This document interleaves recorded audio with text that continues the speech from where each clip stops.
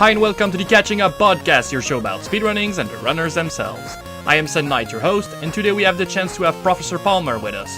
A speedrunner is all about laid-back streams, but real intense speedruns.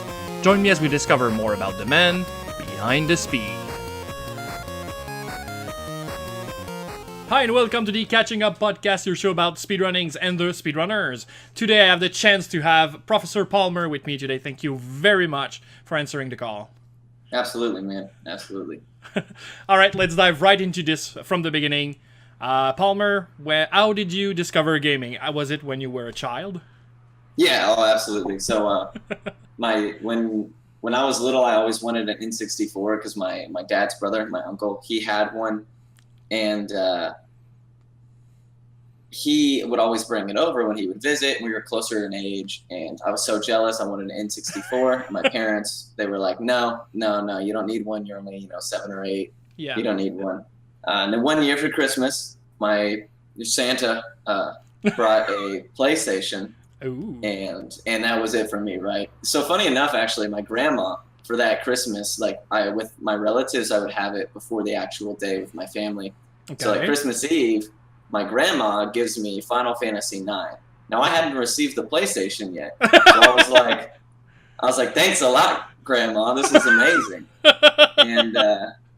And she was like, oh, maybe you can just go play it at your friend's house or something. And I was too ignorant to be like, oh my God, it's coming up. It's coming, yeah. But I remember being livid with my grandma. I was like, I just want to rub it in my face. Is that what it is? But they got me a PS1, and all I had was Final Fantasy IX. Now, that same day, or maybe it was the next day or whatever, we went to a store, and my dad, who's into video games very much so, played MMOs with me most of my life, still does. Nice. He was like, let's go pick out a couple games. He was kind of jazzed. He wasn't going to let my mom know, but he was just as excited. But we get there, and we come away with 2 games, Legend of Dragoon and Darkstone. Yeah. One of the greatest games, in my opinion, and then the absolute worst game ever made. And that was horrible. Oh, it was so bad. But me and my dad, a lot of what I remember and a lot of where my gaming values and where I enjoyed it and the fond memories and things came from, me and him would sit on the floor of his bedroom with a PlayStation and an old CRT monitor. Yeah. And play Legend of Dragoon. And it's a long game. We were terrible. And we'd both sit there and be like, oh my God, they're turning into dragons. This is so crazy. It was that a lot of just every day of running home from school, hurling my stuff into my room and then being waiting for him to get home. I'd be like, let's play. And he would be like, let's play. And then my mom would just never hear from us. It was amazing.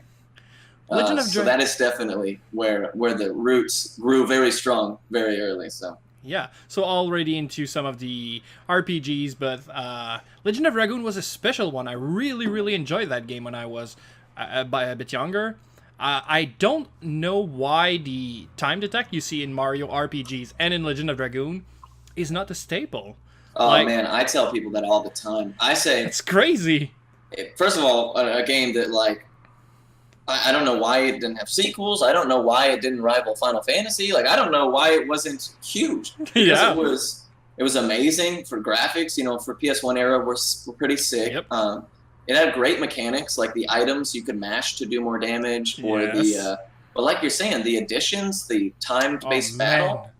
That was so neat, and it was the only game really that had it at that level of that depth where you could switch them, and it took getting good in order to be able to even win fights, And you know what's more interesting, especially in the JRPGs, the old games? Most people, it's not something that bothers me, but I know that a good gripes that people have with JRPGs are, but the battle is just hold A and win, and then I think that I don't want to grind long time just holding A. This is boring, and I'm like, the solution is just there! Take it! Pick it and run with it! You have to stay focused at every battle, because every hit, just no additions, you don't deal any damage at all. You have to keep getting the rhythm all the time. Yeah, it is absolutely one of those games where if you don't start getting better at it, you're not going to win. You're going to lose. It is. And I remember me and my dad, we'd get to certain bosses, and it'd take us 2 or 3 days to get past the boss, because we'd be sitting there maybe if we try Volcano on Dark, or maybe if we don't use this Dragoon at this time, and the Dragoon like slipping into that and managing like and also it had the defend function, so restore 10% of your HP, take 50% damage. So it was such a chess game. Yeah. Of like, what's my best move here? What's my best option? As well as I'm about to attack. Even in Dragoon form, the melee Dragoon, it was like exactly, rhythm thing, and it was hard. I still suck at it. Yeah, exactly. I still suck at it too. I didn't enjoy it as much. I have to say the additions were the thing I liked. I like the additions so much that I can't remember her name, but I think it's Shayna, like the girl with the bow. Yeah. I didn't play her even though she was really good, just because she didn't have an addition. Yeah. Yeah, her Dragoon, she turns into Miranda story-wise later on. Oh yeah, that's true. Exactly. Yeah. And their Dragoons are like super good at the end. But I was like, get that out of here, bro. I rolled with the big hammer girl Maru and Ashel, the hand-to-hand guy. It was I was punching stuff. No, I was screaming Gust of Wind to dance in my room all the time. So I was. Oh man, that's another thing. The Lavitz part of that story, bro, it ripped me apart. It did for me too. And I played I played that game actually. Okay, I had a friend which had a lot of games, and his parents, had a lot of money. Mine, not that much. And he always had the new games just before I did. Like, I was working real hard to get money to buy the games. Like, he got them day one. And this one, I was like, this seems so sick, and I can't wait to get the money to buy it, but I can't right now. And he played disc 1. And then, most of the time, what I would do is I would... he would give me his disc 1 when he was on disc 2, and I would be always one disc behind. Oh, okay, he really liked that's pretty smart. Yeah, but he really liked to just be able to talk to me about, I'm just one step ahead of you. So he was really into that, and I didn't care. Like, it was okay that he was in front of me. He bought the game, so that's all right. But I really liked to play the game, and then that one he got bored with, but he wouldn't pass me the second one until he would played it, and he wasn't playing it anymore. So I was like, okay, then I'll grind. And I got out of disc 1, like, with the level 8 edition for everybody. Oh my god, that's crazy. Yeah, I don't even remember, but I think, you lose Livets before that, right? Before the end of the I think you lose him at this one. I think it might be like the transition point. I can't remember exactly. It's been a minute, But yeah, I had I think it's not even called Gust of Wind Dance, but with Levitz, it's level 8, it's something else. I don't remember. It's been such a long time, but yeah, it was like at the level 8 edition for everybody that could. That's awesome. On disc 1, not everybody even has his dragon form, like. Yeah. I can't even, man, it's just, the game for what it was, like, it obviously had the perfect storm of, like, me and my dad were hanging out every night. Yeah, sure. And it was something we could do. But on top of it, it's just a good game. And even still to this day, I play through every once in a while because it's on the PSN. And I'll sit down and just be like reliving stuff. And people are like, oh, this game looks like crap. And I'm like, get out of here. Get out of here. You don't belong here. Well, it didn't, like, it got old pretty fast. I think you have to have played it when it was I agree. State-of-the-art graphics, yeah.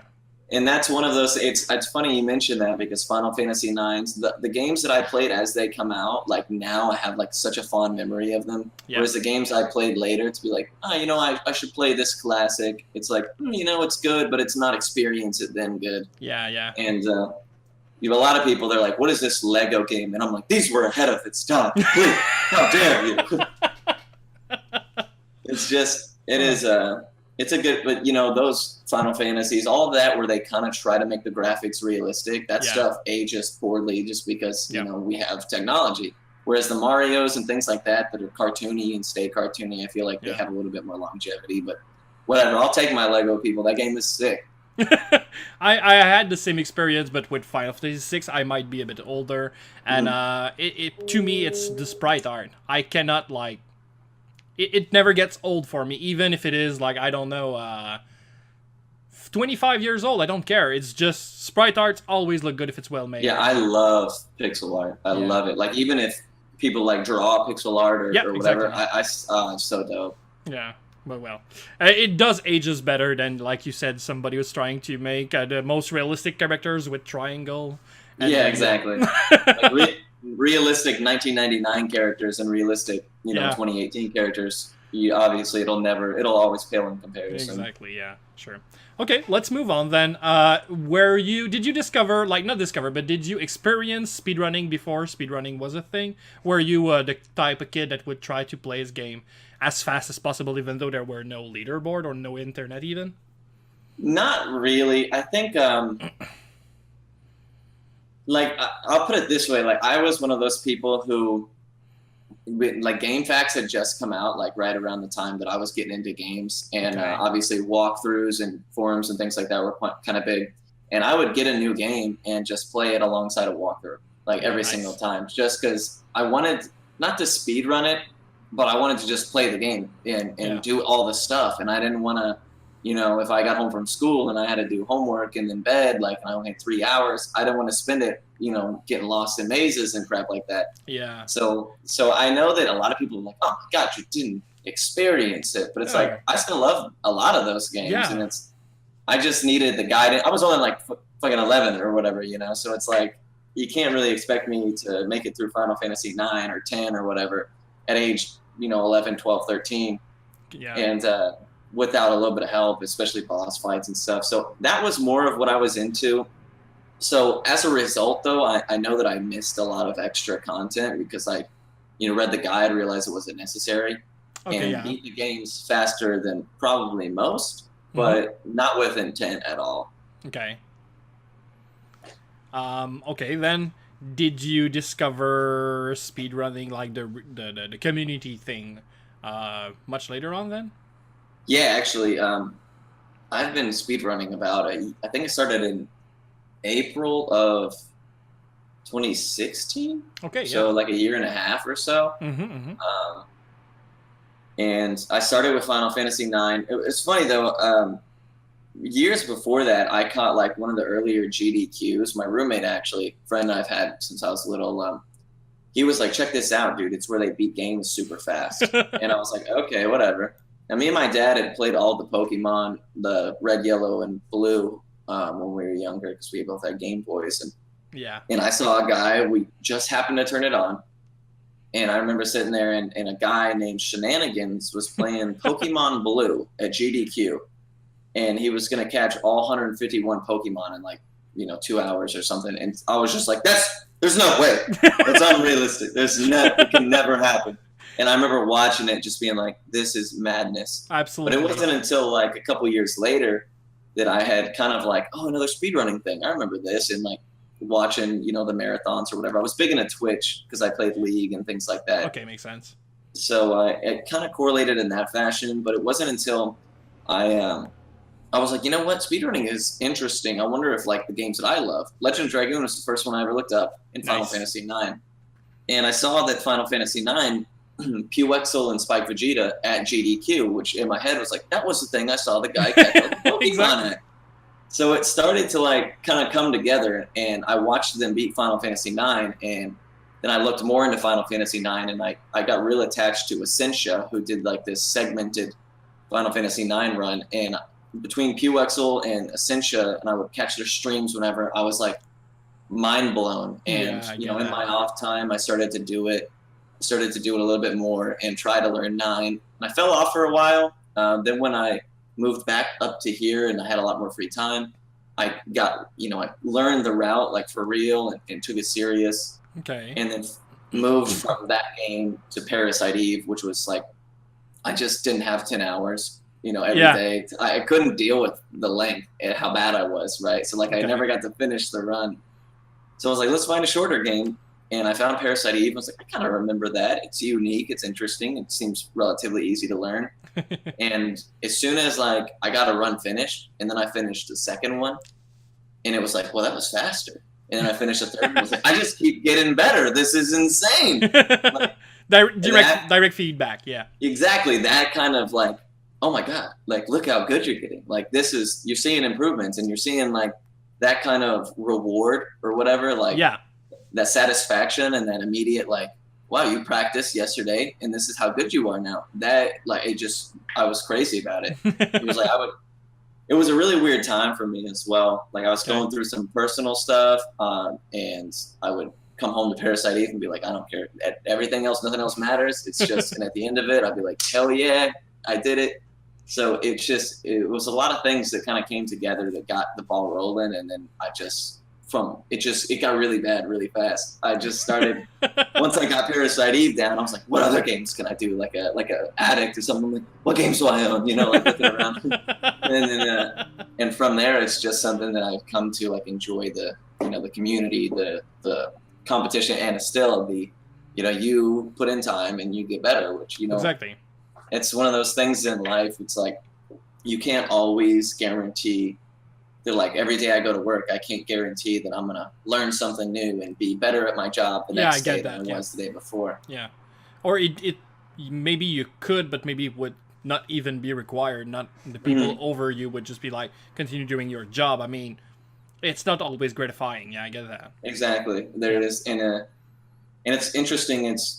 I always tell people this who ask, like, well, why do you play these old games? Who cares how fast you do it? It's like, all these old games that I experienced at one point or another, or like you've played through it once, like this is a way to get like interesting new replayability out of things that you would otherwise not, you would otherwise say, I got nothing left to do in this game. I beat it 5 times or whatever. So it's the perfect story. I think my favorite games of all time, the quality games from the older 90s, early 2000s era, early 90s even as well. And it's like, games aren't like that anymore, and they cost $80 and they're not as good. And it's like, it's just so many things that make speedrunning, especially like if you have that competitiveness or looking for that fulfillment in it. It's a super fun hobby. And now look at me. I'm ruined. But let's go back on the competitiveness then. You talked about League of Legends before. How was it competitively? Yeah, I mean, I tried. I played ranked. I got up to platinum in League, which was, to me, was pretty good. Yeah. My friends, I had a couple friends who were better, some who were worse. But the biggest thing for me was that it was like, one day, my kid had just been born. Okay. So playing a game of League was pretty much like, you got to commit a whole hour if you're going to finish one game. Yeah. And my kid would be sleeping in the middle of the night, so I would be either sacrificing sleep or, and all the time I would lose rank, and I would get furious, and I'd be like, look at what this is doing. I don't enjoy this. Like, this should be something I do for fun. Like, I used to play games and enjoy myself, but sometimes at the end of the night, I'm way more pissed off than when I started. I stopped playing the game for the exact same reason, and I still enjoy it. I watch a lot of esports about it. I really like the game and the competitive level and everything, but I cannot play it. Like, it's not for me, but that's all right. I'm the same way. It's funny, I moved to Hearthstone like almost immediately after, and talk about like the chillest, like, it was crazy because I went from being like on League, I'd be like, oh, you idiots, what are you doing? Like, I was raging, and then I went into Hearthstone, and it's like half the time, it's just like, whatever, you just lose, and it's like not your fault. It's you drew a bad card. That guy drew the perfect 1 in 1,000 chance. You're like, what are you gonna do? Like, who cares? Yeah, exactly. And that game mellowed me out so hard. I would wake up every morning, and I would get on a ranked ladder, and I got pretty good at it. But I would get on a ranked ladder, build a deck or look up some good decks, and sip a coffee as I'm waking up, and just play a card game and be like, who cares what happens? And like, that made me realize, it's like, man, there's so much. I don't need to like be miserable doing what I enjoy doing. Like, that was what kind of got me away from the League, which is good because I invested way too much time and money into that to be upset all the time. Exactly. And at some point you might always think that this is, and it might be like the fault of your team or other teammate, and sometimes it might be yours, but at the end of the day, no matter whose fault it is, it's still self-inflicted pain. Oh yeah, absolutely. You can stop at any time. You just decide not to, and that's the thing. People would say, if you lose a game, don't play anymore, or if you're because you get tilted or whatever. I'm like, now I got to make up all the stuff I just lost. What do you mean don't play anymore? Like, and it was just so like, I don't have the ability to like have self-control. Yeah. So I would just be like, I'd play 4 or 5 games, and they would get progressively worse, and I would realize that, but I wanted to play, and it's like, you don't want to go to sleep like worse than when you wake up. Oh, exactly. But it's sometimes it just isn't up to you. And I wasn't one of those people that's like, my team is to blame for everything, because I'm the first one that's like, yo, my bad, guys. That's my bad on that one. But it would still, like, I would start playing, and I'd be like, heck yeah, this is a team. And to see the teammates flip on each other for small things, and like the chat was toxic, and then like sometimes you would start and invest a whole hour, and then you would end up further back than when you started the night, right? And I was like, man, this is just like, it's so grindy that it makes, it not fun. Occasionally now I still play ARAMs with my roommate because it's random and it's stupid and it's goofy and, and that's chill enough for me. But, as far as League is concerned, I do watch it. I love esports. I love Smash, competitive gaming. Sometimes I don't even know games. I watched Forza the other day. I don't know anything about Forza. But it was so much fun to watch people who are good at stuff. Yes. Exactly. When I've talked about that in earlier podcast, but as long as the shoutcasters are good and they can explain to me what I'm seeing, if they're doing a really good job, I can watch anything. I would watch Madden, I would watch no matter, I don't care. If you're making the story good and you're creating a good hype and you can like walk me through what's happening, I watch anything, man. And then some games, like we were talking just the other day when we were watching Forza or whatever, Forza, CSGO, like those things, it doesn't take, a rocket scientist to figure out, okay, there are cars racing each other, or they're shooting at each other, and whoever doesn't die wins. But you go into something like Dota 2 or Hearthstone or Magic or something, and you're like, you have to know, or the casters have to be so well groomed in their profession that it doesn't matter how dumb I am, I can understand this. And man, I tell you what, casters, shoutcasters for any esport, those people do not get paid enough. Whatever it is, it's not enough. Because the difference in like a grade A quality one of those people and like just some dude who's just talking is immense. It's immense. Yeah. Like those people make all the difference. It's crazy. Sometimes I enjoy the people talking more than the game. I'm like, I don't even care what's happening right now. These people are hilarious. Exactly. And it is complicated. You have to stay on top of your games, and most of the time, most shotcasters do chat with each other just to keep themselves on top of their game. And just the language you develop, and it's true also for speedrunning, but the language you develop around a game can become really crazy. Like I was talking with a friend, I'm a big Smash player. I'm not competitive at any level. Smash. Yeah, I really like Smash. I'm really good. Like I'm the best of my group of friends, but I'm not competitive on any level. Like I'm just not bad. Let's call it that. And I was talking with one of my friends, which is also like really good at the same level that I am. And a third friend came in and doesn't play Smash. And we were talking about the game the day before, and the third one just stopped us and was like, you have to realize, guy, that you've talked for like 2 minutes, and there's 2 words that I know what they meant. One time you said hi, and one time you said of, and everything else meant nothing to me. You would have been talking another language, speaking another language. No difference there. Smash is so bad about it. Yeah, it's kind of like, crazy. But it'd be like, oh man, that was a 6 shine, or it'd be like, oh, that frame 1 rest, or like, oh, they're fighting over, or what's a big DI? Yeah. Like, oh, you see that SDI, and people are like, are you guys like naming cars? Like, what's happening right now? I love it, dude. But that's a great example, though. Good casters in that, it's like crazy how much they know. Yeah, a game that they have it broken down to like, oh man, if he had weak hit this side of that hitbox, it would have sent him back less far because he's at 88%. I'm like, what, dude? This is crazy. How many games do you need to have watched to know that? And oh my gosh. Most of the real good one I've started like 20 years ago, and they're still doing it absolutely. Today. And that's all crazy. The pros are like, oh, I've been playing since I was 3.5 years old, and I'm like, what? This is nuts. But it's so cool to watch. Yeah, I started when the first one came on the N64, and I was playing every day, absolutely no exception, until the 4th one came in. So for probably like 12 years plus. I don't know, Smash 4, like the. Oh, okay, yeah. But up until the end of Brawl, I was playing every day, and even then, I'm not even close to any competitive level. Not even close. See, I'm the opposite. I started, my roommate, same guy, he sat me down one day, and he was like, and a lot of people really dislike me for this, but he was like, watch this. it's competitive Smash, and I had been at somebody's house and played a game of it once. I never owned anything in Nintendo ever. Smash related. Okay, yeah. So I was kind of foreign to me, but I remember watching it and I was like, so you just mean to tell me that all these foxes beat each other up the whole time? And he was like, yeah, basically. And then what changed everything for me is Jigglypuff comes out, and I was like, Hungry Box, I yeah. recognize Jigglypuff. I should have worn my H-Box shirt, man. But yeah, sure, H-Box, man. he is. I watch him, and everything slows down to where I can understand it because the fights are so slow, and I just see him floating around. I'm like, they can't even get him. This is hilarious.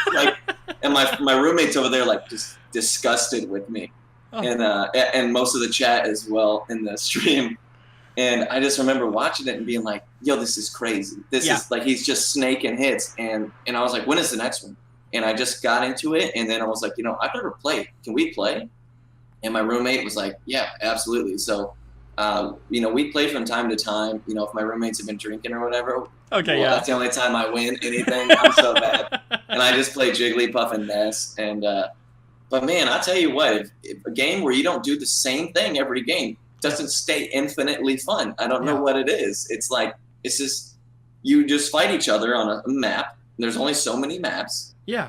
But you can just do that for days, for hours. Exactly. There was no end, man.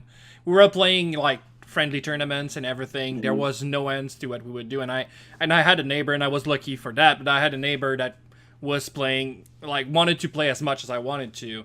And like I said, we were playing every day, no exceptions. Like school day, work day, weekends, we don't care. We're always playing the game at least an hour or two every night, every evening. And we got really good. Like I say, somebody that wouldn't be competing on the competitive level. Because there's one thing that you will hear if you ask the pros.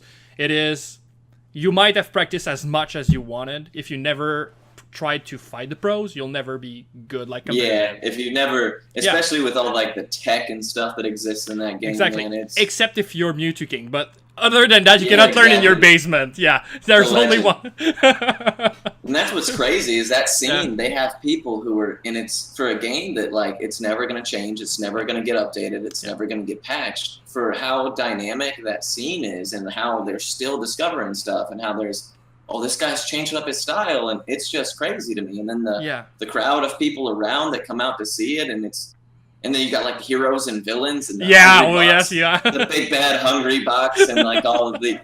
And the mangoes. The mango, that's the personalities and and oh man, it's crazy. But it competitive gaming as a whole, there's so many games that are like that, where it's like they've got their cult of fans, and they've got the stadiums they're selling out, and and it's just esports as a whole, and that's why speedrunning, it is still small, but like you can see even since the time that I joined, it's. I look back then and now, and it's like it's crazy different. Exactly. There's just so many people. It's more accessible. People are appreciating, I think, a little bit more. These guys play video games, but they're like, oh, actually, this is kind of cool. This is kind of cool, yeah.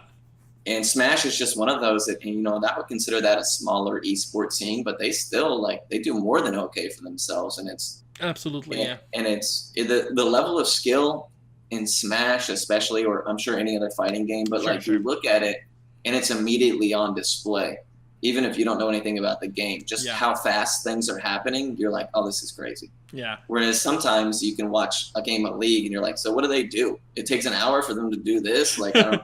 And it all sets up in a team fight for 15 seconds near Baron. And that's it. Yeah. Why didn't they do that like 15 minutes ago? Exactly. And you're like, oh, no, but they couldn't. They're like, yeah.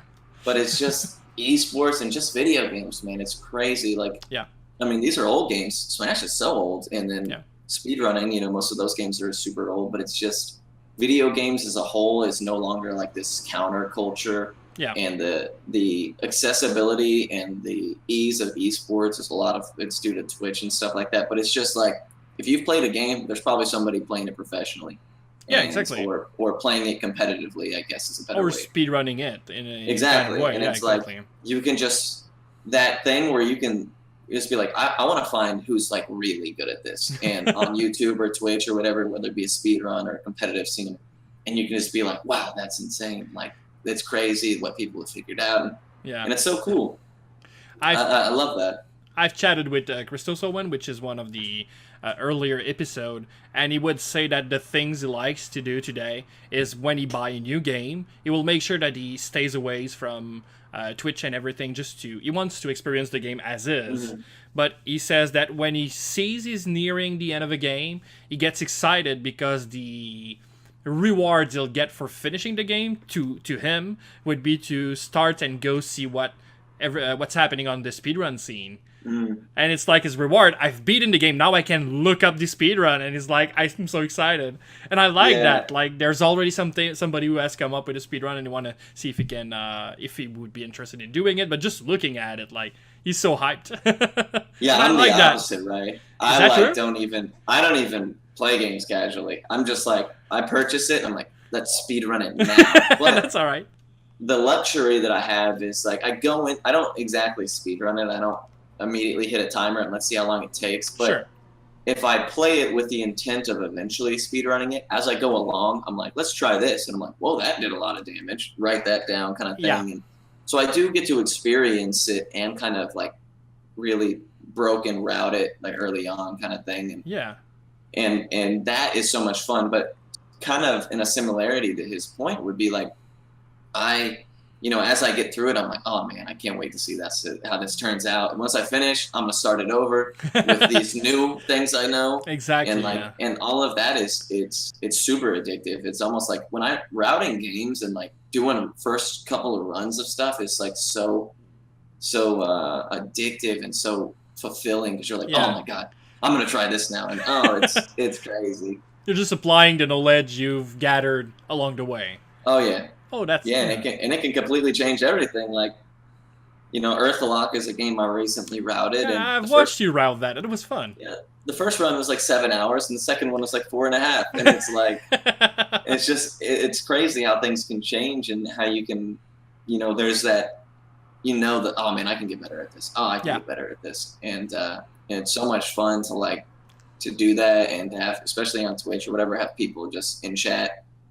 Saying also, contributing to a degree. Exactly, yeah. My chat's a little different. They don't always contribute, but they contribute something, just not always good, I've been there. It was fun.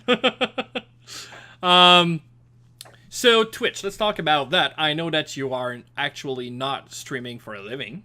Mm-hmm. You do have a job. Can we talk a little bit about that? About my job? Yeah, sure. Yeah, absolutely. So I am an animatronic engineer for Chuck E. Cheese corporate. Okay. So basically what I do is I will build the machines that get shipped out to the stores if they're opening new stores or remodeling, replacing. Like some stores still have the really scary ones from like the 90s. Back in the days, yeah. Exactly, and they're terrifying.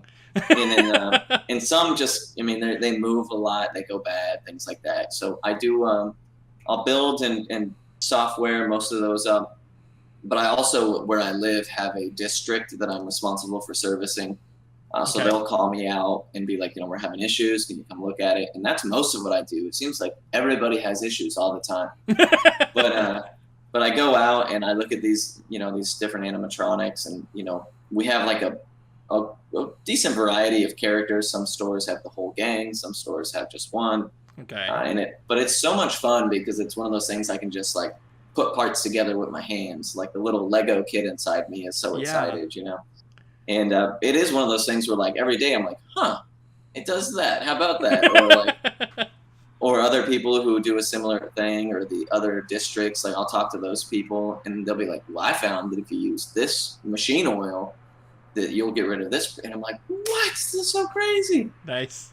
And on the side, because I handle the electrical stuff, a lot of times if they get a new game in or whatever it has to be built, I'll build the arcade games. And like building arcade cabinets is so fun because it starts off as like a box of pieces. Yeah. And at the end, it's like a legit, huge, beautiful video game you can play, and it's so much fun. But I'm not very good at it, but I try. It takes me way longer than it should. They pay me overtime on those days for sure. So you studied electrical engineering for that, right? Well, actually, so it's funny. I graduated college with my with computer science networking. Sure. Okay. So I did like networking cybersecurity for a while. Eventually, got out of that. And when I had the interview here, I went and they, they interviewed me. They asked me about that kind of stuff, software related things. And I was brought in as a technology manager, which is basically like the cards are digitized with your tokens or credits or whatever on it, managing all that kind of networking, as well as like the software design for the animatronics. Because like when it's Halloween, they have like they sync up to different music, and when it's Christmas, so a lot of it changes, pretty often. So and I remember going to the robotics warehouse and I'm sitting there like checking it out, and this guy who was like the hardware guy, the builder, he was with me, and we were supposed to like work in tandem. And I was kind of watching him, and I was like, "Can you show me how to do this, dude? This looks..." And over 2 weeks or so, he kind of showed me how to do it. And the higher ups than us in corporate, we're checking back, how are we doing? And I was like, "Man, I'm loving this, so much fun." And they were like, "Well, you think you can just do this by yourself? Because if so, you guys, instead of being 2 people, we can ship you. We can do twice as much now." Because exactly. And I was like, "Oh, I can totally do this. Like, I'll learn as I go for sure. But, I can definitely do this." Especially the guy, his name was Juan. Amazing. He's so good at it. And he was really, really good at like, this is going to go here. And why it goes here is for this reason. I was like, oh, okay. So in 2 weeks, man, I had just so much information. I still, every day I text him, I'm like, "Hey, this is doing this." And he's like, "Oh, it's this reason." I'm like, "Oh, thank you so much." But they were like, "Well, would you mind doing this? Because, we have a need for more. And this, solves a people issue really quickly." Wanda moved to California. He's doing the stuff out there. And so it kind of happened on accident that I got into the hands-on hardware and stuff. But I do love it. And I still do the software as well. But now he can do software and hardware where he's at, and I can cover a different space. So we cover, obviously a lot more ground, and corporate likes that. So they've been extremely nice, and they still treat me so nice. And I'm like, I think they're afraid something bad must have happened with the last guy, because they treat me way too nice. Well, that's cool. Had you had a prior history with animatronics at all, or was it just like, okay, yeah? No, with animatronics, really, I mean, I know computers. I've built server racks and stuff like that. So as far as the, I know how to read electrical diagrams from my networking school and things like that. So a lot of it was like, can you identify a transformer on this, circuit diagram? Yeah. And I'd be like, yeah, obviously. Or then, and they were like, okay, well, that's good, because all the animatronics, I mean, they come with like basically diagrams of how they should be built. So if you know at least that much, and obviously it's not Disney's, $6 billion, they can do your laundry for you kind of animatronics. They're a lot more simplified, but they were like, if you can just follow these, this rubric, this blueprint, these basically like tutorials on this piece of paper, the how to build sheet, then you can get away with it. And over time, and we also have, like, because we only have so many models of animatronics, it's like, once you know how to build it once, you know how to build it every single time. Again, yeah, sure. And most of it, like I said, is just servicing. Like hip joints go out, and they're like these little tiny bearing-based things. And now that you see one problem 100 times, you know how to fix it, as soon as you hear it or whatever. So fortunately, it is something that I didn't have to I wasn't like writing a thesis every single night with all the research I was having to do or anything like that. But it is so much fun. Every day I've worked at jobs that I've hated, that I've despised, and I've like gotten up and been like, please, dude, I don't want to go to work today, man. If my leg falls off walking out the door, that would be okay with me, kind of thing. And this job, I'd be like, it's 8 o'clock. All right, time to go to work. And what's up, fellas? Let's build some robots. And it's just, it's completely different when you work at something you don't mind doing. And then when I see my paychecks, I'm like, you guys pay me this much for this? This is amazing. Well, I'm happy you have found the job for you, man. Yeah, it is. It is so lovely. Few does, yeah. Yeah, anytime I'm like, people are like, what do you do for a living? I'm like, oh, I build animatronics. They're like, oh my God, like Five Nights at Freddy's. And I'm like, I don't know. No, not really. Kinda. Yeah. Kinda like sure. Five Nights. place. That's maybe, but it's not what I do, man. I just wish I could be better than Five Nights at Freddy's. Okay. Well, it's their only interaction with the animatronics world, no, so I guess they make a link there. Yeah, absolutely. Yeah, at this point, I've heard it so many times. I'm like, yes, like Five Nights at Freddy's. Yeah, exactly. Yeah. Can we change subject a little bit then? Oh, absolutely, man. We've talked that you were playing video games, but it became like more complicated or more difficult when you actually had a daughter, child. But you're not that old. You're 25, 26? 25, yeah. 25. And your daughter was how old? 4.5. 4.5. So 21. You like almost. Yes, 20? sir. Well, 20 actually. Yeah, she was born a week before my 21st birthday. Wow. So. Hey. No, go on. Yeah, it must have been kind of difficult, right? Yeah, well, definitely. Definitely wasn't planned. Yeah, sure. But it was something that we, her mom, who I still get along with well, we are no longer together. We were married at a point, but we were together a while. She got pregnant, and we were like, both of our families were surprisingly like not irate. They were like, oh, this is, It's funny though. My mom, very business-minded CEO kind of person, was like, oh my God, this is, how are you going to support this financially? You better have plans. And like, was like the least interested person or the person we were worried about the most. And now she's like, when is she coming to visit? I haven't seen her in 6, like completely opposite. But that's cool. That's so cool. In this situation, we were, obviously scared. I had just gotten, clean from drugs only a year before, which was, obviously a big deal. A lot of people, in that situation were worried about like, oh my God, are you going to be through the stress, be able to maintain that kind of sobriety? Is it going to be an issue? How are you going to have a kid if you relapse, kind of thing? Is, what's that going to do? Yeah. And there were so many like worries that I think it was super hard to focus on, like, the good stuff. I was terrified. Like, I mean, I'm not gonna lie. Yeah. But the second that this baby comes out, it was like, and you start doing it, and you start like, oh, I can feed you. Oh my, I got her to go to sleep tonight. I'm not half bad at this. Like, and everybody told me, they're like, you know what, man, try not to worry about it. It's just one of those things that, like, as scary as it is, because it's a human life in your hands. Yeah. It's not really something anybody can just teach you how to do. It's one of those things you do, and you're like, okay, this worked well. Okay, this didn't, and figure it out. And as far as like learning how to be a parent, it started to get a lot easier, and the fear kind of went away, and you're like, I made this thing. That's absurd. And but you learn as you go through, and it's pretty much as if, and if you see a problem 100 times, then you know how to solve it. Exactly. We're drawing parallels here. There we go. Everything comes full circle. Chuck E. Cheese is the root of everything. But it was my ex-wife now, my kid's mom. She was she was into Sims and Civilization and those kinds of things. Sure. And I played League a lot. I actually, for most of my life, from like 13 to 19 or 18 or whatever, I played Final Fantasy 11, like an MMO, all the time. My roommate as well. Yeah. So video games, I still played a lot. When we had the kid, I was working and finishing school full time, as well as a newborn baby. So my hours of playing in League was what I recently got into. My friends were playing it. I still made time at the cost of sleep and usually a little bit of sanity. But I would put my kid to bed, and it would usually be about 9 or 10. I would have the baby monitor next to me, and I would get on my laptop and play League.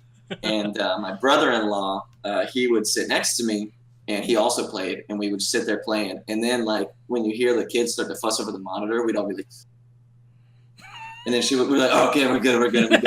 I can't tell you how many games I had to AFK from in League because she had woken up. I mean, she's a baby. But it definitely, I even still to this day, when she's here, I'm like, I'm not going to stream. I just can't commit to anything because I don't know if, she's going to be eating breakfast in 1 minute and then, painting the walls in her own poop. And, might happen. A minute later, like, it's just, no. There's you have no idea what this crazy little beast is going to do. And so I try to, as well as like, dedicate the time that we have when we watch TV and play games and stuff. But she, honestly, the other day, she was like, can I play Ni no Kuni? And I was like, of course not. Like, you're terrible at this. Of course, you can't ruin my save file. I've been testing strats. Like, but she's actually like, she'll play Breath of the Wild on the Wii and things like that. I'm like, yes, please, please. Like, I can't wait for the day where she's like, you know, she comes over and she just, it is just so sad because people used to be like, go outside, you nerd, or whatever. But like, the day that she's like, gets home, she's like, I'm going to play video games all day. I'll be like, absolutely. Yeah, do what you need to do. Sure. I'll run over to my video games. But you know, having a kid is super neat. I mean, it is obviously like your lifestyle changes, but my lifestyle, the second I had gotten clean and off drugs and all that, it changed anyways. And it was good that it was you know, the lifestyle that having a kid and the responsibilities in that was kind of good for me because it was like, this is what you're going to do now. It's been decided for you. And it's also like, you know, if you follow it, correctly and you do all of the, you know, parental things and you're paying attention to that and you're being responsible about that, then it's a lot it was easier for me to transition into like, you know, this was my life of, you know, crazy drug infused whatever's for so many years. And then now it's like, you know, you're just being a parent and you're watching TV and you're, you know, and you're staying up and rocking your leg and your baby to sleep all the time. It was surreal, but I played video games through it a lot less. It was, you know, it was just a balancing act for a while. It still is to a degree, but you know, as she gets older, things become a little bit more manageable. You can at least tell her to do stuff now. Whether or not she does it is still completely still random, but at least you didn't figure out. Yeah. No. You couldn't figure out the orange on this one yet, right? Yeah, oh, absolutely. Yeah, definitely. We need to see a task of this baby before I attempt another one. That's for sure. Yeah. But you know, it's a lot of people in speedrunning and stuff like that are parents or you know, I know a ton of runners that have kids or people who play video games, adults that play video games. And my dad was one of them. And yeah, exactly. You know, you definitely have to balance your time a little bit better, but it's smart about it. You know, and don't play League. I mean, don't play League. Yeah. Yeah. Watch people do it. You can just chill and it definitely gets easier. It's gotten easier and it continues to as she gets older. So I'm thankful for that because I love me some video games. But. Yeah, but that's cool. She's probably going to be a little bit of a gamer. She started a bit, yeah. Yeah, I think that especially with me, like, because the way it works, we have split custody 100%. Yeah. Like there's no you owe me this and you know, it's none of that. We are completely civil about it and we get along just fine. It was just one of those things that like we're both really young, a lot of stress from having a kid, you know, it just wasn't going to work out kind of thing. And we're both of our families, everything, we stay in contact with each other, but she lives in a much better school district. Okay. So where I lived at the time was not a great place. Okay. And I moved to be closer to them I was 4 hours away. After we split up, I went and lived with my mom. And then I came back to the Dallas area so that I could be, once again, close to them. Closer to her. And I lived in a sketchy place, and she lived in a great school district. So I was like, you know what? You take the weekdays so that she can handle preschool and all that stuff. Exactly, And now, you know, I take weekends. And, you know, the luxury of that is that, like, when she comes over here, she's been doing the work and going outside and running errands and stuff. And she's like, I just want to eat Cheetos and watch TV. And I'm like, that's all I want to do too, man. It's crazy. So we're definitely this is the fun house in comparison. And it's so nice because it's like, yeah, especially with my job, you wouldn't believe, they'll call me in on a Saturday and I'm like, I'm getting called into work. And my kid is like, yay! Because she'll just run around at Chuck E. Cheese for 2 hours. Yeah, you'll bring her with you, and exactly. That's so cool. But I think that because my house is like thought of as like this is the fun place. This is where cool stuff happens. Yeah. Things like music, TV, and video games for sure. She sponges a lot harder from here than she does at the place where she, you know, meets a little bit of resistance and rules and things like that. So all the time I'll send her back, and you know, my ex will text me and be like, since when did she start listening to Styx? And I'm like, my bad. And they're like, yeah, that's a good question. That's crazy. But she comes here and she just wants to do fun stuff. And I'm like, I know fun stuff. Maybe it's a little bit brainwashing, but I will gladly gladly admit to that. Yeah, And it's not I'll be like, brainwash. You cannot teach her things that you don't know. Exactly. Yeah. And I'm like, here's some video games. This is what I do. Or she'll see me playing video games when she's, watching TV or eating her dinner or whatever. And she's like, oh, that looks cool. And I'll let her, run around. We have an old Super Nintendo with like Scooby-Doo and stuff on it. She's really into Pac-Man, and she's gotten really good at it. Nice. And it's a simple game in design, right? Exactly. It's just like you move and you don't let them catch you, and she loves it. Mrs. Pac-Man, she'll play it all the time. But there's times when me and my roommate have both woken up, and she's snuck out like early in the morning, and she's sitting there like we had just around a while, riding horses or whatever. Okay. She'll be eating Cheetos and Nutella too, but the video game part is at least the cool thing to see. And it's nice. I think it's I hope, selfishly that she will. You definitely have that interest, but I think she will. She's, I'm a technologically, well-rounded kind of guy with my computer background and stuff like that. Her mom, not so much. I think she definitely leans more on my side because she's already she's running my credit cards up on my Amazon Fire Stick on the regular, dude. I had to put child locks and everything, man. I had to teach myself how to do that. So she'll get there, I hope. Yeah. Do she understand the concept of speedrunning yet? No, definitely not. She doesn't even understand. She's kind of young, yeah.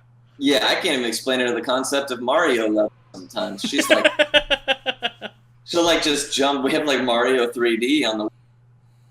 She'll just move forward and then fall off the side of the earth. And I'm like, all right, well, do this. And she's like, she'll fall off the side of the earth. I'm like, what are you doing? She's like, oh, I just want to do what I want to do in this game. I'm like, but you're not going to win. She's like, I don't care. I think it's the sensory, application of it currently where it's like, this is crazy. If I hit this button, I see this pink princess on the TV screen move. I think that's kind of where she's at. Sure, that's all right. And I think that is more than the development of, okay, well, now I've got to beat the enemies before they catch up to me kind of thing. I think that's more of where the fascination lies now. Or the riding the horses in Breath of the Wild, obviously, it blows my mind. But you don't achieve anything. You just, But I can't say how many times I've played a game and not achieved anything, so. And she achieves fun. Oh, absolutely. And at the, that's such a fault of mine because it's maybe with the speed running and the taking everything and being like, man, I could have done that faster. And sometimes at the end of the day, I get off my stream and I'm like, man, that was such a dope stream. It was so much fun. The run was, and I'm like, man, I forget that sometimes it's enjoyable. It's sometimes you get fixated, but seeing my kid, she'll come and sometimes she'll run and be like, look what I did. And I'm like, big deal. I could do that with my eyes closed. But I'm like, wow, that's amazing. Oh my God. And it's crazy to see that that. It kind of takes me back to when I was sitting on my dad's bedroom floor playing JobDraconis. That kind of just remembering that, this is fun, dude. Kids, it's, it's a hobby. It's things to do, and seeing that is so cool. Yeah. We'll go back a little bit again then. You've mentioned it many times, and I think it would be fun to dive into this. When did you, how did you start drugs? Okay, so. We're diving in. So so first of all, my family has had a history of back related issues. Sure. My mom and dad both. My mom more so. So I didn't always have had back pain and stuff at a young age. But the big thing was that when I was 13, I had actually my roommate, the same one I've mentioned.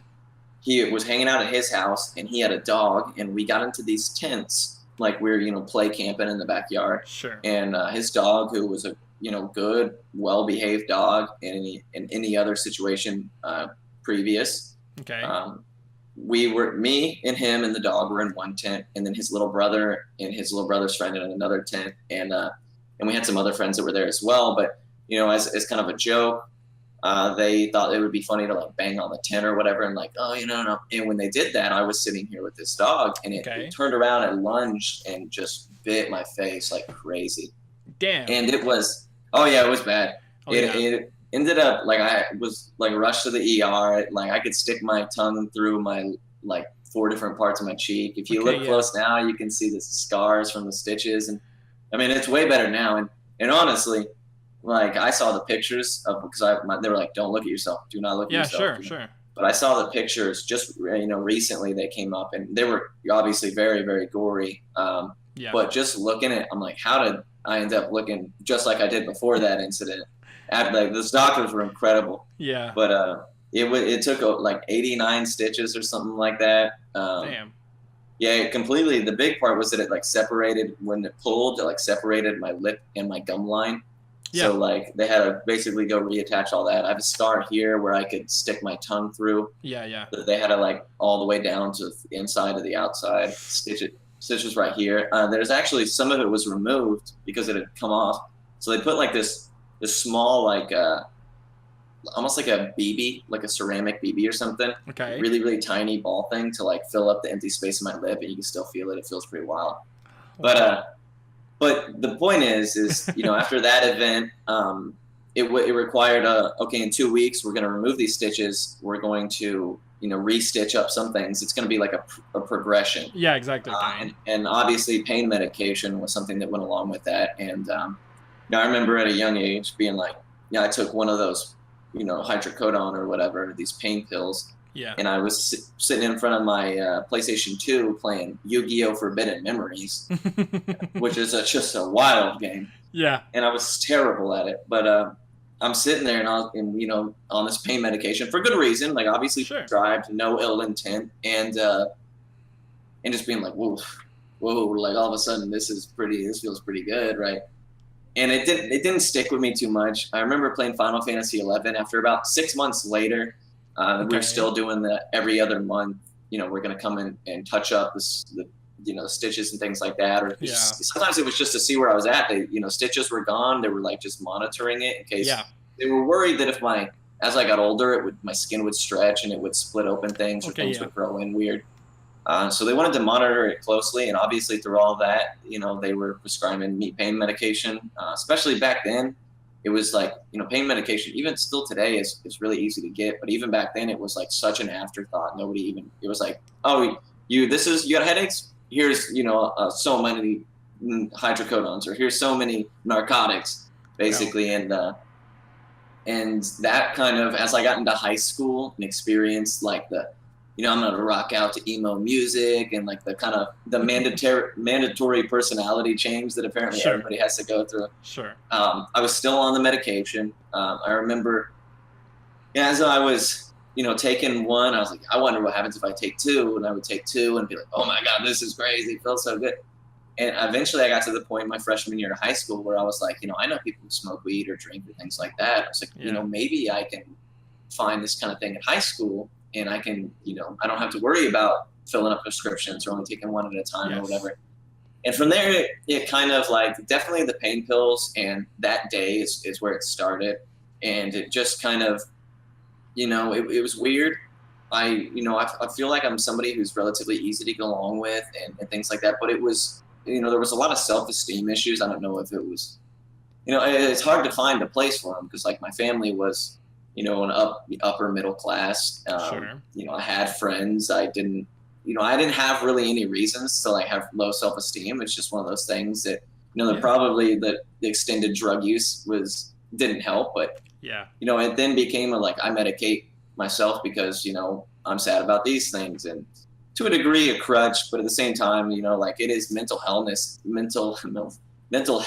mental wellness and those kinds of things. They're becoming more and more important these days because it doesn't have to be, it doesn't have to make sense, or it doesn't have to be like you have reasons for this. Exactly. And it got from there, I was already on the pain meds. So I wasn't afraid of once you do one, that's why people always say the weed, the gateway thing. Cause you're like, I've already done this illegal drug. Who cares if I happen to try? Yeah, the next step is no farther than, Exactly. So from there, it turned into I stopped, I was no longer prescribed the pain pills. My mom was, though, because of her bad back. And so I would sneak them from her. And she had such a truckload, backed up that she didn't really even notice for a while. Yeah. And I was buying them from school. I started with, smoking of weed. Wasn't crazy about weed.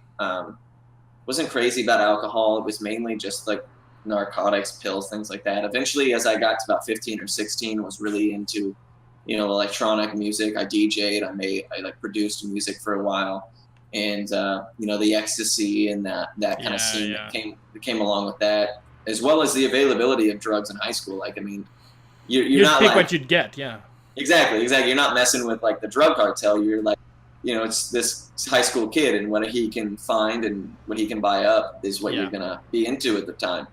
So, I pretty much tried everything I could try, and after, it stayed with me. Pain pills were like the one consistent thing. Like, try ecstasy for 6 or 7 months, but it was always like, it's fun to me, and people know me as that kid who's always high or he's always goofing around because he's zoned out, or he's and that identity or whatever, especially in high school, where it's like, wow, I'm known for something. It doesn't matter what it is. That I think that mattered to me, as well as like, I do enjoy doing this, and people like me when I do this, and it's like, cool. So it was never a thought of like, holy shit, I'm addicted to drugs right now. Exactly. It was like this is an act, and this is what I do to continue it, and this is what I do to this is who I am, kind of thing. And as I got out of high school and graduated, just barely, but I graduated. Yeah, I was somebody who fortunately tests really well, so I never did a lick of homework. But as long as I showed up and did really great on a test, I would always pass. And that's my parents exceptionally disappointed, because they're like, you could have had straight A's, you could have done. And I was like, yeah, but that sounds like so much work. And so I leaned on that for the majority of my high school. Graduated high school. My parents were like, immediately going to college. If you take time off, you're going to never want to go. Yeah. So I did that, but I really didn't care. I was like smoking weed or skipping classes to go hang out with buddies and, take pain pills and just do whatever, things high school graduates do, go out and chill or go drink at little house parties and things. Yeah. And even then, because it was still like, this is my age group and everybody's doing it and everybody's doing that experimental thing. Yeah. I didn't realize how bad it was, but I've been doing it for a while, and I got into obviously heavier and cheaper things. And then when I was 18 and about the 18 and a half to 19 and a half range, my parents had already since known for a while. They found out in high school that so it was a battle between them. My relationship with them was very strained. Yeah. I was getting, arrested for, public intoxication or like, being at parties. I got distributing alcohol to minors because I was 18 and at a party where people weren't 18. And so it was a constant legality thing, constantly getting pulled over, and you have a warning because you didn't show up to this court date because you don't care because you're always on drugs, kind of thing. Yeah. So it was crazy how like these little things stacked up, and it didn't dawn on me. My parents were like, go to a rehab. And, I went to a lot of rehab. But I didn't care. It was just so I'd be like, I went to rehab, I did it. And they'd be like, oh my God, he's fixed. And then I'd be like, they don't know. And I always explain it to people like, it was one of those things where it's like, okay, every time you get caught, you go to jail, you wait 3 days, and then you got to be sneakier about it. And it's like a Monopoly game. It's like, you made it around. Oh, they found out you're still using, and go back to rehab. Yeah. And then when you get out, you're like, I'm cured. And you just have to not land on, go back to jail, not get found out again. You just got to get sneakier. I've studied a bit of psychology, and it's probably the same for rehab. I have never been there, but I'm pretty sure it is. The first step has to be that you want to be cured. Oh, and absolutely. If you don't make that first step, I could be the best, most well-trained, well-educated person. There is absolutely no way I can do anything. So going to rehab is not step one. Going to rehab is step 0. Step 1 is you deciding that you want to get cured. Yeah, and there's a lot of misconception about rehabs, especially when it comes to celebrities and things like that, where people who don't have experience or understanding, you'll go to rehab and you'll come out and they're like, he's fixed. And they'd be like, this person's going back to rehab. And they're like, what the hell? Yeah. Well, he wasn't fixed the first time, and it's not like it's not a car dealership. It's not a mechanic, right? It is and you're absolutely right in saying that. Like, I've had the luxury of being in the company of very incredibly talented, therapists and, drug counselors and things like that. Yeah. And they could speak till they're blue in the face. But if I'm like, yo, I just don't care about any of this right now because I'm not interested, it doesn't matter. Yeah. And it's a shame because even now that I've gotten clean, I do, I speak at events or I, sponsor people because it's part of like the AA and AA program. And you see it all the time. You're smart people. If you figured out drugs and things like that, and you figured out you have like a sense of street smarts, I guess is a poor way to put it, but Yeah, I get it. Things like, I'm gonna tell this person what they want to hear, and there's no way for them to know. They're just gonna have to accept it and find out through action later. Yeah. Like I could tell counselors, you know what, this is exactly what you're looking for. I'm gonna get out of here in a day anyways, and they'd be like, okay, he said these things. We just kind of have to watch and see, and that happened a lot. I got out of rehabs. I at this point was realizing that I had an issue. It was a sad but funny story. All right. I was going to be a vet when I was young. Okay. Or when that was my end goal, love animals. And the school, Texas A&M, I was going to, get into for that kind of thing. They had this thing where they'd fly you out to Guatemala the summer before, and you would have a chance to work under and study under like really talented vets that were doing things out there for like the exotic jungle animals and That's stuff. So cool. Great opportunity. I flew to Guatemala, and there was like 4 days where I stayed by myself in a Guatemalan hotel before we met up with the group of people that were going to be doing this. Okay. And bro, I didn't even make it 4 days, man. I got deported back to the U.S. so fast. Couple of things to note. Yeah. Pharmaceuticals, like prescription drugs, you just buy them at gas stations there. Wow. There's no drinking age. Okay. I was prescribed Xanax when I got there.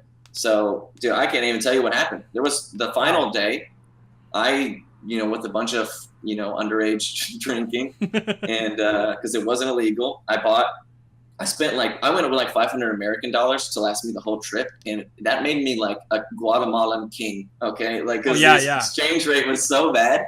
I went in there and I was buying everything. I bought all these pain pills, and I bought all I was drinking all this alcohol. And my parents, they were just hoping that it would like separate him from his friends and the bad influences, and maybe that change of pace will help. Yeah. And it didn't, because it's not necessarily how it works if you don't think or you don't want to stop. Exactly. And at the end of the 4th day, so the 3rd day, I missed my flight to go meet everybody. So I had to take a bus, which is going to take 9 hours. So I was like, all right, long bus ride. I'll just, take a shot of vodka and a Xanax and sleep on the bus. Yeah. Well, I woke up like a day later at some weird hotel room. People had been looking for me. The U.S. Embassy had been my parents had already been notified they were going to fly out. Wow. It was bad. It was really bad. And then once I called the sponsor, the person who was, basically my point of contact. Sure. He immediately said, stay where you're at. And within minutes, the U.S. Embassy was like kicking down my hotel door, and they like took me back to the embassy, shipped me over. I went to like a state mandated rehab. And at that point I was like, yeah, this is just never ending. Yeah. And I think even though I was unhappy with it, I was like, I might be addicted to drugs. Yeah. And it didn't still until a year later from that, I went to my final rehab. I did have a dose on methadone because I did get into heroin, which is where the most of the opiates, the people who get into pain pills, you eventually graduate to heroin because it's stronger, it's cheaper, it's, all these things. Yeah. Much more dangerous, obviously. Yeah, sure. Because I had been into heroin, I went on methadone, which is like the drug that, they get you off of heroin with. It's supposed to like be a weaning. They have a methadone thing. They don't do it anymore. I think they've switched to like some other things, but it's besides the point.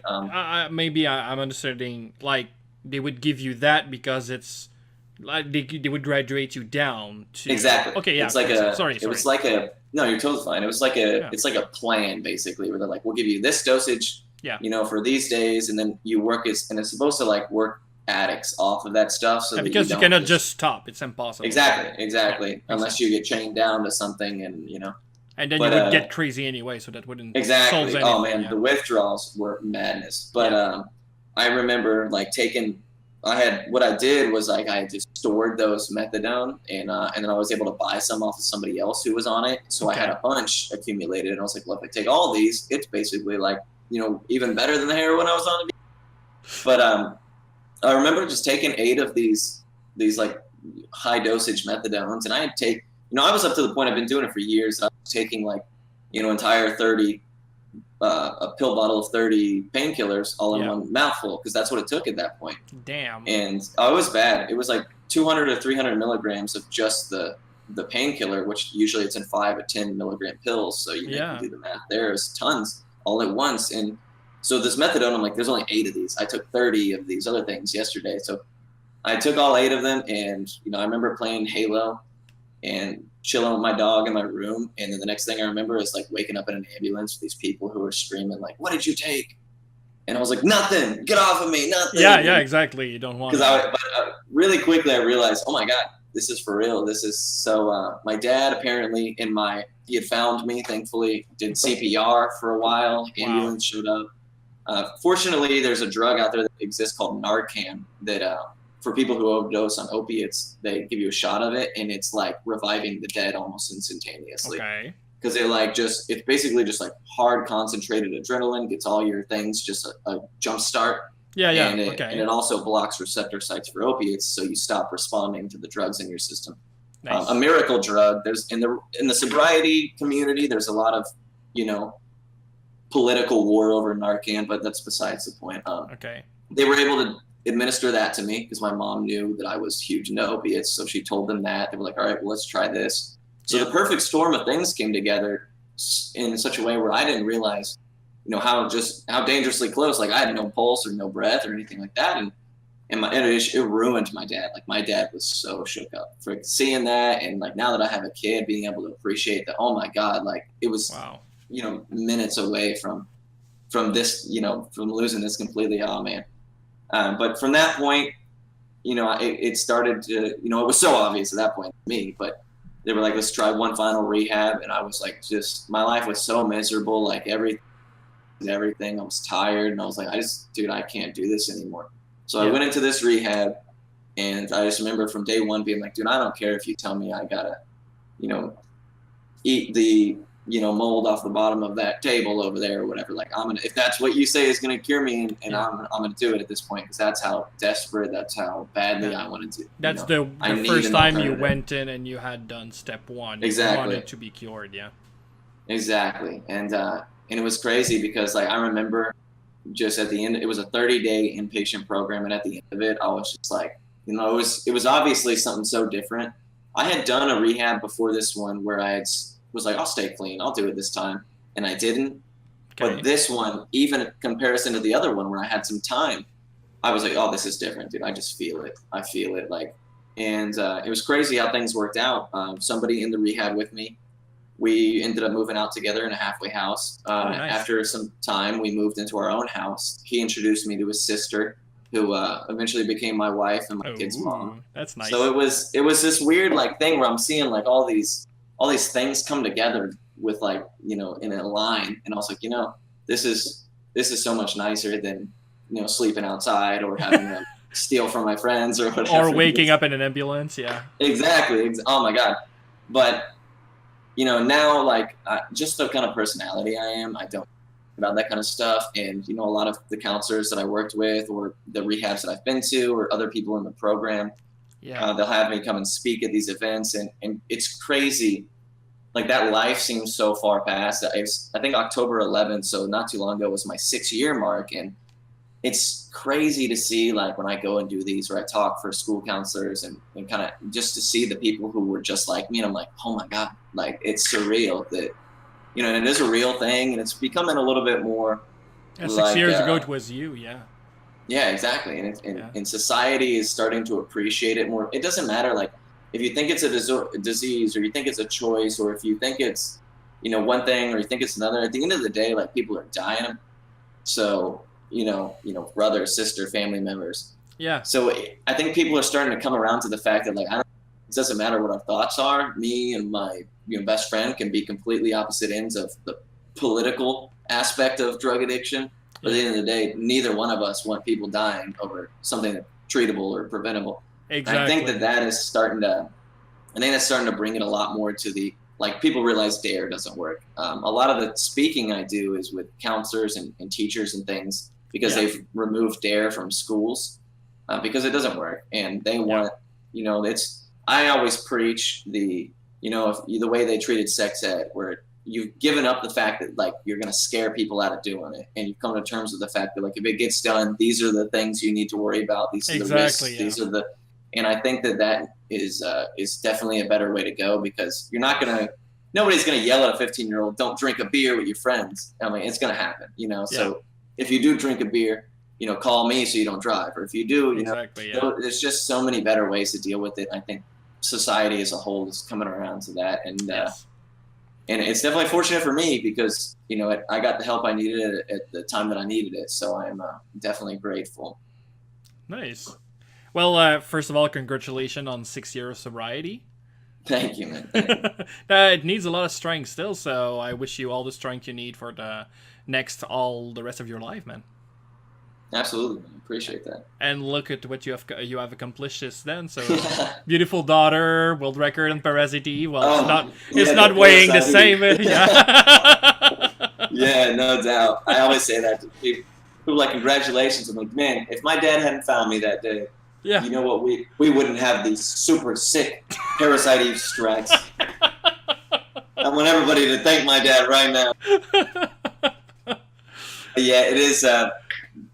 Jokes aside, it is crazy to watch. I mean, just since that day, where like it could have gone either way. Sure. A kid, and all the time I sit back and today might not have gone how I hoped today would have gone, but like at the end of the day, this, I always tell people when they come into my stream, they're like, "How was your day?" And I always say, like, if the worst part of my day is how my speed run is turning out, then like my day went just fine. Yeah, exactly. You don't care about that. It's Yeah, the worst exactly. thing you have to complain about is that, well, damn, that's not so bad at all. Exactly. And Yeah. and it's been nice, that outlook on life for the past 6 years, and hopefully for until my kid at least drives me crazy in her high school years. Hopefully we can maintain that school of thought for a while.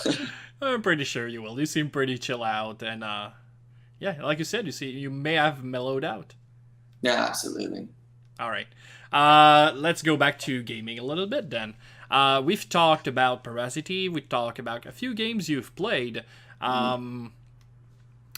You seem to really enjoy RPGs, but some of the niche one, like you seem to be always on the lookout for the next things that maybe have not been explored. So the exploration and the routing seems to be something that interests you. Am I wrong in that?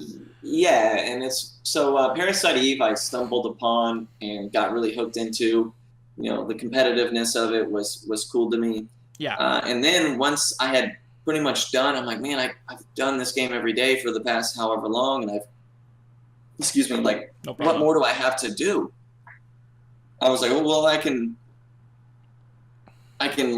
learn another game, or I can, continue this. And it was like, what games would I learn? What games do I care that much about? And it was always like I struggled to think of like all the games that I love, which were definitely RPGs. It's just like what I had available to me my whole life. Yeah. And I was like, what's another great RPG? And I looked at some of the big ones, and I looked at these, leaderboards of 50, 60 runs. I'm like, man, I can never compete. Like, it's just going to be hard enough to even learn that. So I was like, Ni no Kuni. When I was running Parasite Eve one day, I was like, Ni no Kuni. It was a game my roommate showed me once that I thought was so cool, so unique, so obscure. Yeah. But like one of those, it has gem qualities. Like, I was like, oh, I'm going to check it out.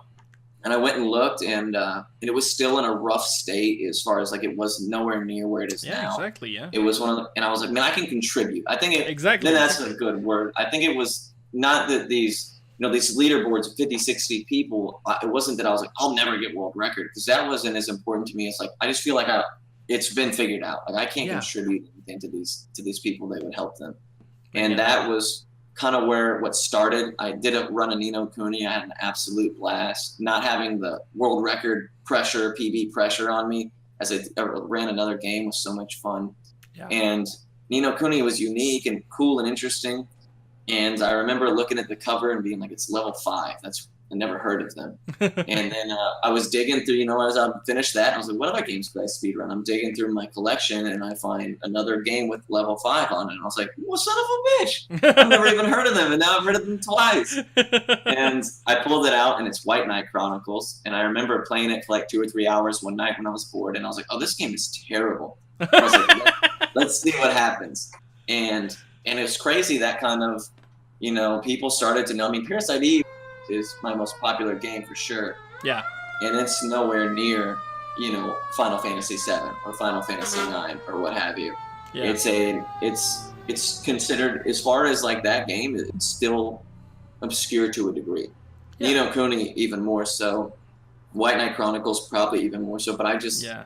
I was finding all these games, and I remember looking them up on speedrun.com and being like, this game doesn't have a speedrun? It doesn't have guides? Like, what? Why? It deserves at least that much. Yeah. And then, I don't know, something inside me was like, I will be the voice for the obscure, terrible things that nobody else will. I'll take the bullet if nobody else is willing to do it. Yeah. But as a result, though, it has been like some of the most enriching things ever, because I had absolutely always had if it wasn't a AAA title, I was probably never going to hear about it because I didn't research obscure things. I wasn't. Yeah. There was like Final Fantasy's coming out, I'm gonna buy it. I was just one of those people. But having chat be like, oh, check out this game, it also sucks, and me being like, hell yeah. And the White Knight Chronicles, terrible, terrible game. The speed run, like it's funny because there is like some complexity to it, and you're like, man, it's crazy to see that even these niche, sometimes bad, sometimes not. Sometimes there's games that just never got routed or never ran, and they're great games. Yeah. And I was like, that's what I enjoy doing it, finding out and discovering it. Like doing the routing and stuff like that really quickly. Like I'm not great at it. Okay. I'm not like, I'm not nearly, there are some people like next level routers of speedruns. Yeah. My boy Quaz Palm is always the first one that comes to mind. He did a lot of Ni no Kuni work. Okay. And I had the luxury of being like, I got the time to throw runs at this. And he's over here like, I think we try this. I think we try this. I think we try this thing in the first 10 minutes so that at hour 5, we save 10 seconds here. He has one of those brains, right? Nice. And I was just like, what are we doing? We're doing that? Okay. All right, I'm going to do it. And that kind of like, I realized like, my goodness, it's just so fulfilling. So still to this day, like I love routing because it's nice to see and like just trying this and finding hilarious stuff and doing it with chat where my chat can be like, well, what if you do this here? And I'm like, son of a bitch, let's do it. And, games like, I've speedrun so many games. Some of them are terrible. Beyond the Beyond, awful game. 1,000 Arms. 1,000 Arms is a terrible game, but it's so enjoyable, right? Like it's... Yeah. I've played 1,000 Arms, and I remember loving it, but I couldn't, like...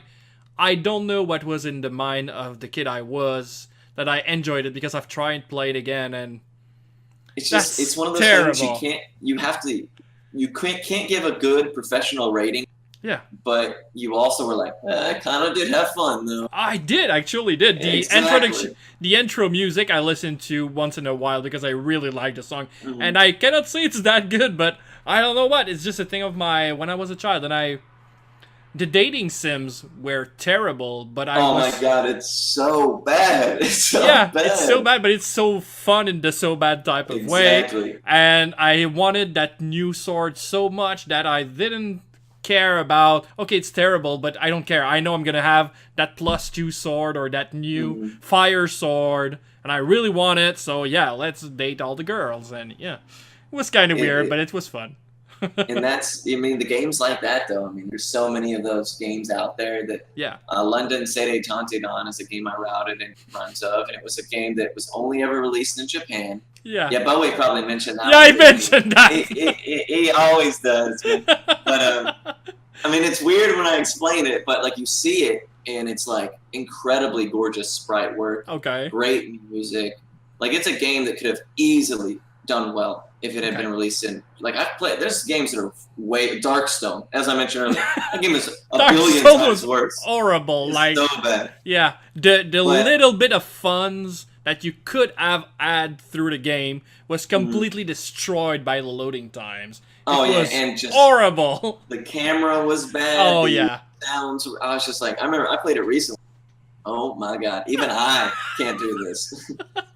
But like London Sede Tantedon is this great, unique game with very unique gameplay and interesting music and art, and it's just like, there's games out there like that exist that, for whatever reason they went under the radar, and I enjoy that. And people come to my stream now expecting like, what's the next game we've never heard of that he's gonna play?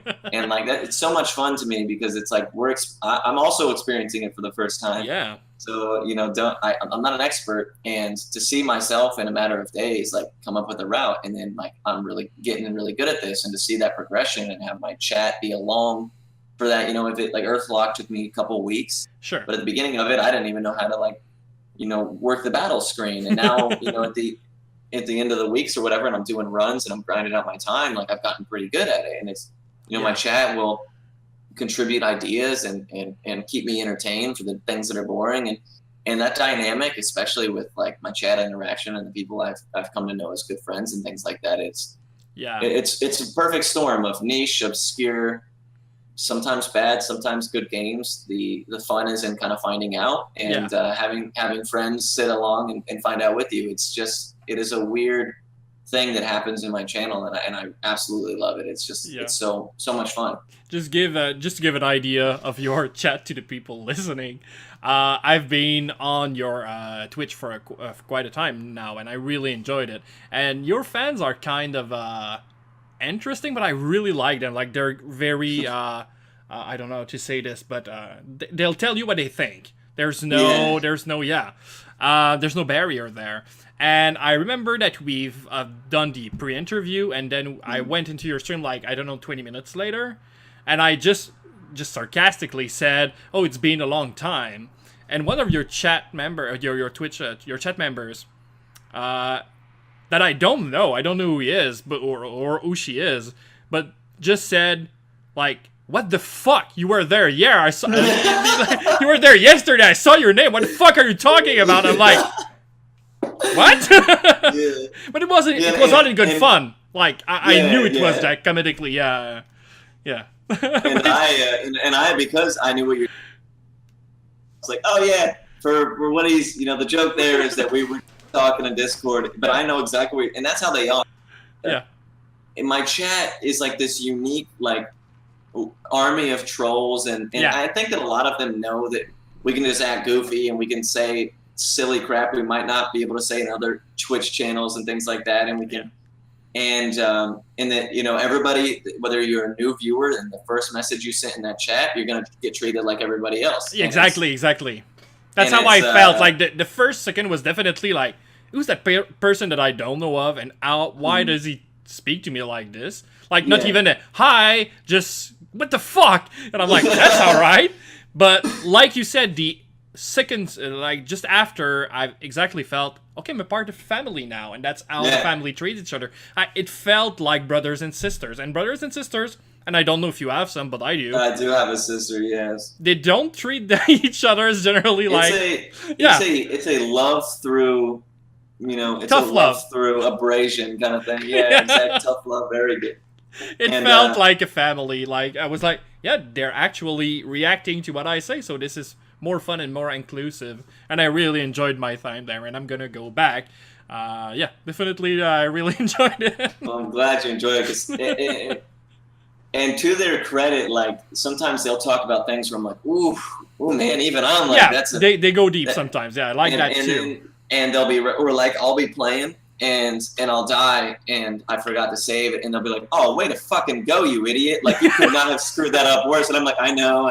Yeah. But then I'm streaming in a marathon, and every single one of those people calling me an idiot is there being like, yo, it's our boy, Exactly. So it is like you mentioned, it's just like a family, and like they treat me like that just because they know I'll treat them right back. Exactly. And it's a place where everybody is completely cool with each other, and we don't have a whole lot of the watch what you say around here, because some of us will mod you out or whatever. We have like 2 mods. We have, and they're pretty much. Yeah, and pretty much an open floor of whatever you want to talk about, you talk about, and I try to, interacting with chat is a lot of like, sometimes I won't consider speed games if I don't have time to like, relax, chill, glance at chat, have conversations, because it's important to me. Exactly. And sometimes they'll say stuff, and if I think that, maybe I can see other people in chat not responding to that as well, I can, avoid that, see something else and be like, oh, this person says this happened, and kind of redirect it. And, through just, those means, we've been able to like have no issues ever. I mean, we've never timed anybody out or banned anybody.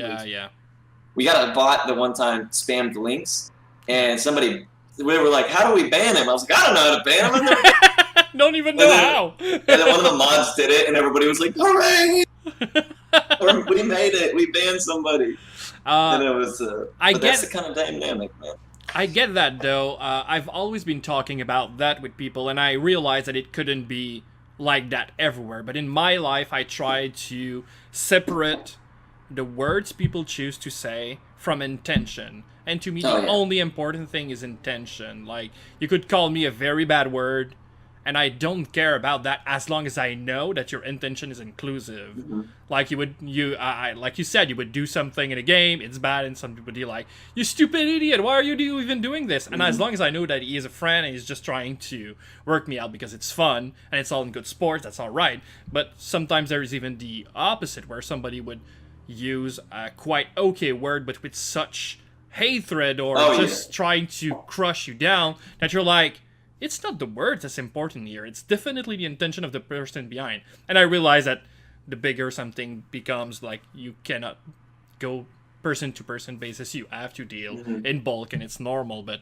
for my life, I generally only consider intention. What were you trying to achieve using that sentence or that word? If it's bad, go away. But in your chat, there's no bad intention at all. The person is definitely trying to make you a part of the community, so... Yeah, and that's kind of, that's a very good way of putting it, like with intention. Yeah. If I walk out in the kitchen right now, my roommate's making food, and I go, "Oh, that looks like shit." He's gonna be like, "Yeah, it does," or whatever. And that's just, or he's gonna tell you your shit. Exactly. Yeah. But then the second I need him to help me out in any way, shape, or form, it's jokes aside. So, and the chat is like that, and the fact that I can consider them to act and behave in the same manner that I would consider, my real life and flesh and blood friends as well is it means a lot to me. They have watched me play the dumbest shit on earth. Like, it doesn't matter what I play. There was one time I, drank half a bottle of NyQuil and played and tried to discover a glitch in Pets Cats 2, and people for 3 hours just watched and listened to me say nonsense, and it's like, they don't care because they are there for the community. Exactly. And it's so nice because, you see the same names. And even like you mentioned, like if somebody pops in once and then they pop in 6 weeks later, they'll be like, "Hey, what's up? How you been?" It's usually like people keep track of each other. And they're like, "I remember you. Yeah, you were here, 6 weeks ago or whatever." And they're like, "What the hell?" Like, But that's fun. That's really interesting to go on your Twitch for that. Not only the good gameplay and you, like, putting out a good show, because like you said, you really care about your interaction with chat, and I didn't know you chose game, like you could rule a game out just because you would have to be always concentrated on the game. Yeah, I don't think it's ruling it out as much. I noticeably enjoyed games where I couldn't also talk and interact with chat. I enjoyed the speedruns of those less. It was just like Makes sense. Preference. I did South Park Stick of Truth, which is a very, like, you're paying attention, you're clicking, and you're moving pretty much the whole time. And I remember thinking to myself, dude, I didn't, look to my left and read chat. Like, I didn't have time a single time. Yeah. And I was like, well, it's just not that fun. And I just noticed, I just didn't care for the run as much as a result. Yeah.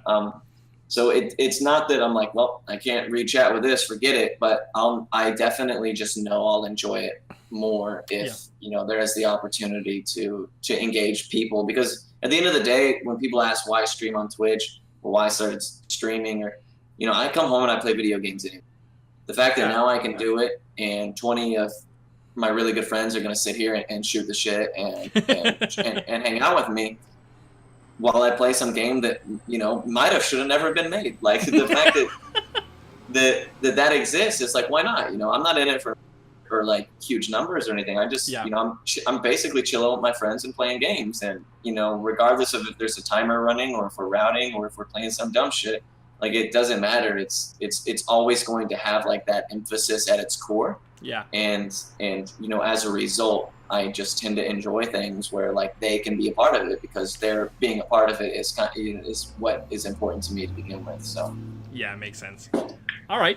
I think we have drawn a very good portrait of who Palmer is, and I really enjoy that. Maybe too good a portrait. Oh, come on. You have nothing to be ashamed of. Maybe we could go into the shout-out then. Have you thought of someone you would like to shout out for this show? Like most of the viewers would know, the person you shout out will receive an invitation to the show. So have you had a chance to think about that? Yeah, I'm actually going to shout out High Spirits. I don't know if you've been suggested High Spirits before. Not yet. He might be a little bit busy right now. Sure. And he's got a lot going on, but he's a huge monumental cornerstone in the speedrunning community, especially RPG sides. Yeah. Unfortunately, that's all I know is RPG speedrunners. I don't have, but they're a neat bunch, and he is a unique guy with a lot of love.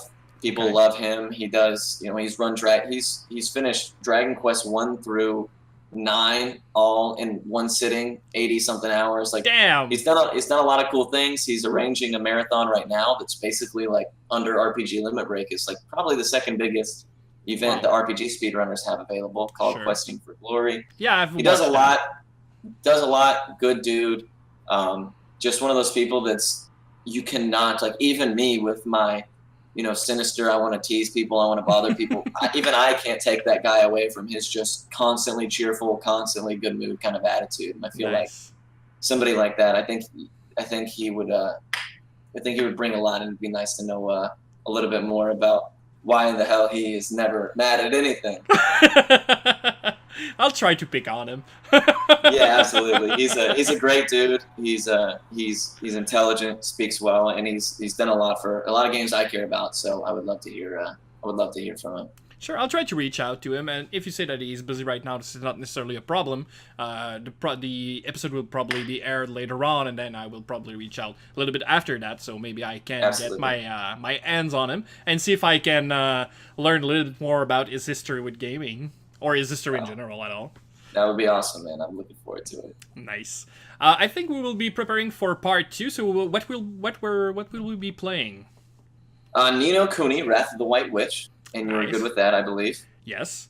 And what's going to be the name of the trick? Maybe just a forecast? We're going to be doing the duplication glitch. It was the glitch that changed everything about the run, that made it what it was, that got it into RPG Limit Break, that really made Ni no Kuni a good, solid, respectable speed game. So it means a lot to me, and it's be interesting to see. So Okay. Can't wait to set that up. But for the interview part, thank you so very much, Palmer. It was a blast. Absolutely, man. It was it felt just like chilling with my friends. So I had a great time.